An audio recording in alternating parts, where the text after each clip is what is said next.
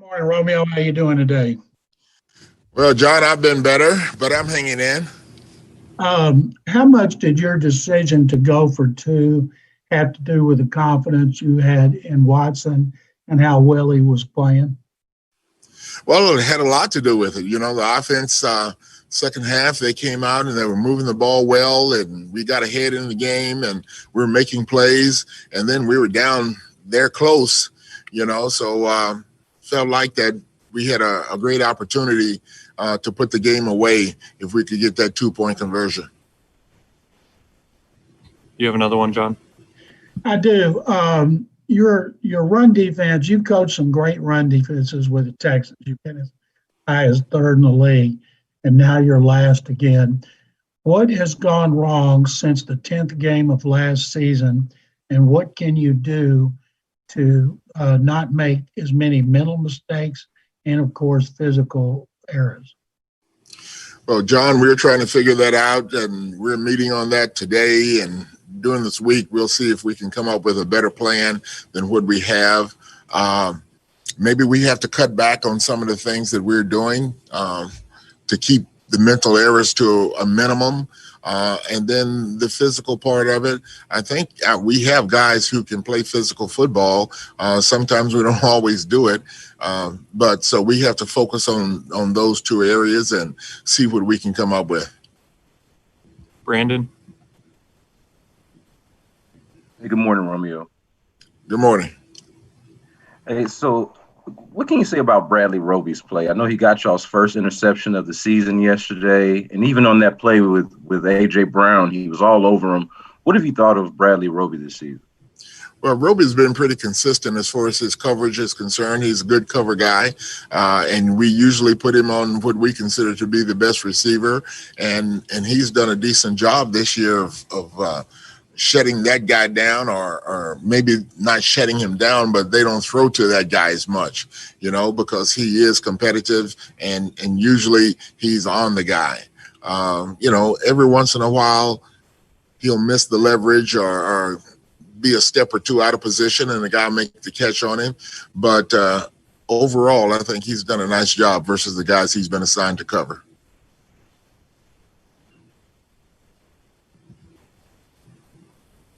Go ahead, Brandon. Okay, we'll go Aaron Wilson. Hey, good morning, Romeo. Romeo, Good morning. at 1-5, obviously the goal is to win as many games as possible. What do you feel like are some of the tangible things you want to do as far as trying to, improve the record and also develop and try to evaluate some of the younger players on the roster? How much is that a balancing act as you guys go forward here with you being in this situation at 1-5 now? Well, that's never a situation you want to be in, all right? But still, I think the objective is to try to win as many games as you can win. And generally, you win with whoever you consider to be your best players. Now, I know that there are young players on the roster and people want to see what they can do. But a lot of times the young players are still developing. And when they are still developing, they are trying, but they make mistakes. And so if you have young players making mistakes and you got veteran players making mistakes, then you give up the kind of yardage that we give up. And so we have to see what we can do to cut down on the yardage that we give up to give ourselves the best chance, because if the offense keeps going in the direction they're going, if we can do anything defensively, then that'll help our chances. It seemed like when the offense began to click, you guys were racking up some points. You emphasized the passing game a lot and played, with an up tempo. What do you think in terms of balancing run, pass, just where you are right now, the identity of the offense? It seems like you've had the most effectiveness throwing the football, and running the ball has been hit and miss. Well, excuse me. Sometimes you do what you're hot at. And sometimes in the game, if you're hot throwing the ball, you continue to throw it because you can gain yards a lot quicker, move the ball down the field faster. And a lot of times if you're facing a team who bunch up against the run to a degree, it's harder to run the ball, and we tried to run it some and we gained some yards, but also we didn't make as many yards that maybe we wanted to make in the running game, but we were making it in the passing game. So we stayed with the passing game a little bit more. Christy? Romeo, yesterday JJ talked a lot about how y'all would do really well on defense for certain plays and then you'd give up a big play. What do you think is the reason for that inconsistency, and how can it be addressed to fix it in the future? Well, we've talked about it a little bit during the course of this year of what's been happening on the defensive side as far as it relates to the running game. And a lot of it has to do with gap integrity, tackling. I think those are the two biggest areas that we miss tackles, and then we are not disciplined enough to stay in our gaps when we need to. Berman? Romeo, JJ said yesterday that we did not finish the game on defense. As a leader of the defense, I put that squarely on my shoulders. What do you think about that coming from JJ? Well, JJ is one of the leaders of the defense, and it's nice that he says that, but I'm the head coach and the buck stops at my desk. And so I'm the reason that we ended up losing that game. And so I think that that's the way everybody's going to look at it eventually down the road. If that were not the case, you'd be talking to Bill O'Brien right now. And so when you lose, nothing really good comes of it. And it's great that JJ said that, but it's not his fault. It's my fault. Cody? Good morning, Coach. Good morning. When you take a look at the last two performances on offense for this team, what does it say about the versatility? Last week it was Brandon Cooks who stepped up. This week it was Will Fuller and Darren Fells. Well, it says that we have guys who can make plays and are making plays, and that our quarterback sees that he has weapons around him that he can utilize, and he's taking advantage of what the defense gives him and throwing to the open guy. And those two guys were open a few times, and he took advantage of that, And so I think it's a good sign that the offense is making good progress. And, you're down in the game and you come back and you get ahead and you have a chance to win at the end. So progress is being made, and hopefully we can continue to build on that. John? Romeo, every week you and Anthony talk about the gap control.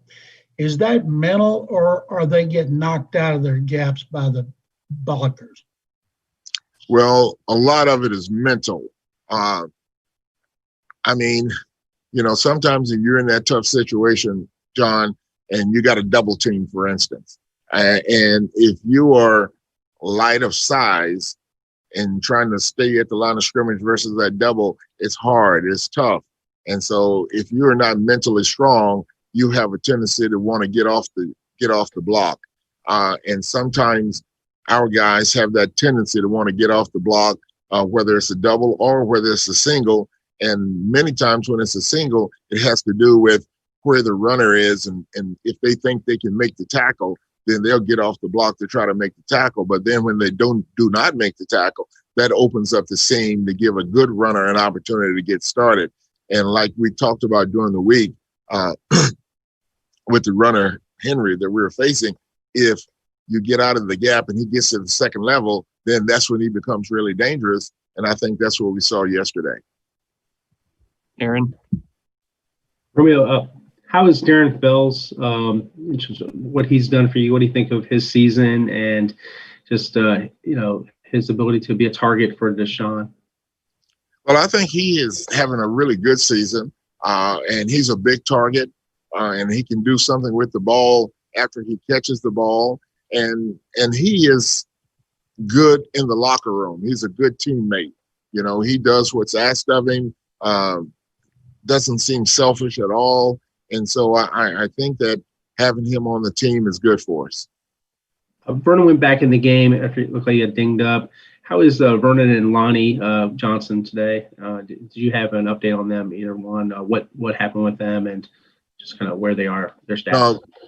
I think Vernon got banged in the knee a little bit. We'll have to see what they say about that. And then, Lonnie kind of got kicked in the face. And so I think that they're checking him out. They checked him out at the game, and then they're going to check him out today, and they'll let us know what they think. And at this point, I haven't been told anything different than, he got kicked in the head. Brandon? And also, Coach, I guess another injury update. I was curious about Garyon Conley. Is he any closer? I guess a couple of weeks ago we were told he was a ways away. Do you know if he's any closer to coming back? He's trying to get back, but I don't think that he's where we need him to be right now. He's had second opinions, and they haven't been able to pinpoint anything definite. So we'll have to see how he does and if he can get back. John?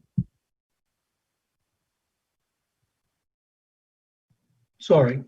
Romeo, the last two games, you scored 30 points. Watson's had 300 yards. You've gone 16 games in a row without scoring 30.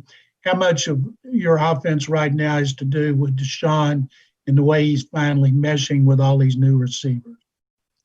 Well, our offense has been about Deshaun ever since he's gotten here, because he's a playmaker and he has the ball in his hand on every snap of offense.